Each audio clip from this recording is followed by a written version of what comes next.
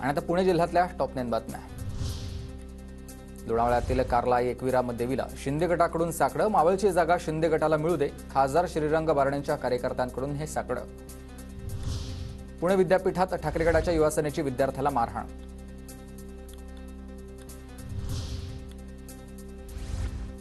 तर म्हणून पुण्यातील मोनोरेल प्रकल्प आता होणार नाही। उपायुक्तांचा निर्णय। पुण्याच्या कोथरूडमधील मोनोरेल प्रकल्प होणार नाही। प्रकल्पामुळे होणारी झाडांची कत्तल थांबणार आहे। पालिका आयुक्तांकडून हे स्पष्ट करण्यात आलं।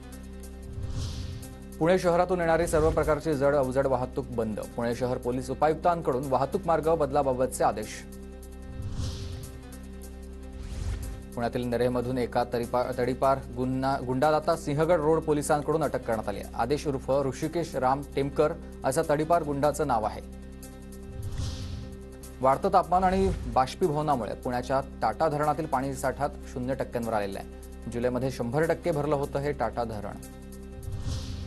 पुणे विभागात लालपरी सीएनजीवर धावणार। शिरूर आणि राजगुरुनगर आगारातील 61 बस सीएनजीमध्ये रूपांतरित। वाढत्या डिझेलच्या किमतींमुळे निर्णय।